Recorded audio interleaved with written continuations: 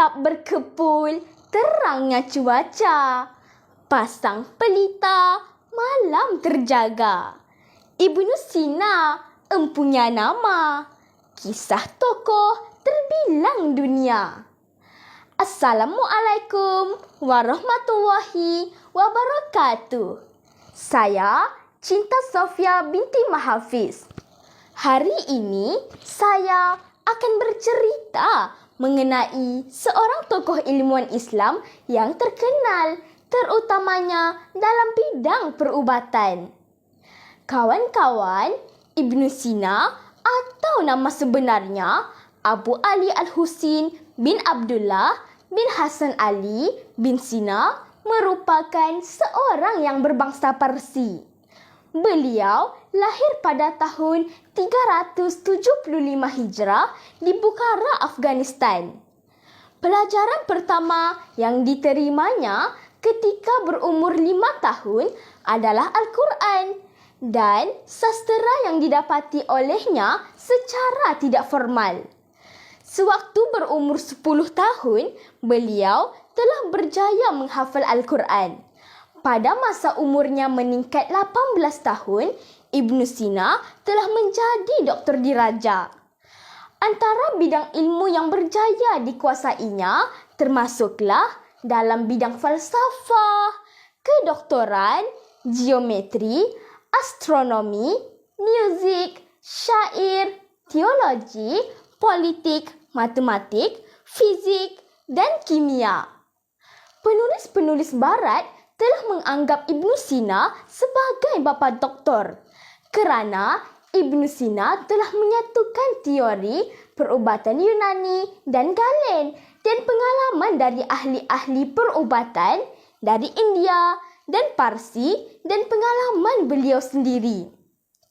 Kawan-kawan tahu tak, Ibnu Sina merupakan perintis pengenalan penyakit saraf. Kitab Al-Qanun, Fittib telah membincangkan serta mengetengahkan mengenai penyakit saraf. Buku tersebut juga telah mengajar mengenai cara-cara pembedahan di mana telah menekankan keperluan pembersihan luka.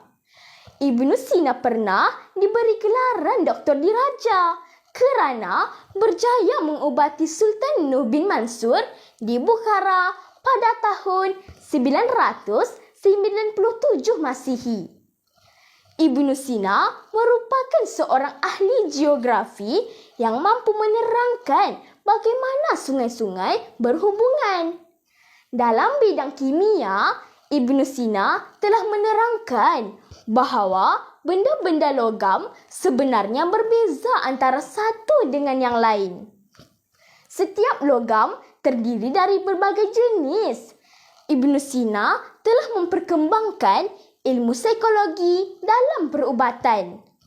Beliau memperkembangkan ilmu diagnosis melalui denyutan jantung. Diagnosis melalui denyutan jantung ini masih dipraktikkan oleh doktor-doktor Muslim di Pakistan, Afghanistan dan Parsi yang menggunakan ilmu perubatan Yunani. Seorang doktor dari Amerika melaporkan bahawa doktor-doktor di Afghanistan, China, India dan Parsi sangat berkebolehan dalam mengenal pasti denyutan jantung. Ibnu Sina menyedari kepentingan emosi dalam pemulihan. Beliau adalah doktor perubatan yang pertama mencatatkan bahawa penyakit paru-paru adalah suatu penyakit yang boleh berjangkit dan dia menceritakan dengan tepat tanda-tanda penyakit kencing manis dan masalah yang timbul darinya. Sepanjang hayatnya, beliau telah menghasilkan 250 buah karya dan masih kekal hingga ke hari ini.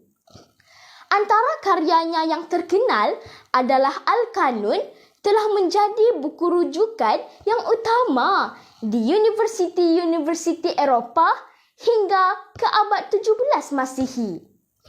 Ibnu Sina meninggal dunia di Hamdan tahun 1037 Masihi. Beliau telah dinobatkan sebagai Father of Doctor untuk selama-lamanya. Padi segemal kepuk di hulu, sirih di hilir merakap junjungan. Kepalang duduk menuntut ilmu, pasir sebutir jadikan intan. Kawan-kawan, hebat tak Ibnu Sina?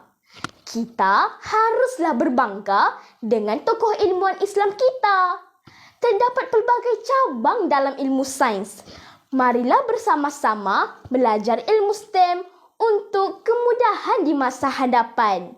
Sekian, terima kasih.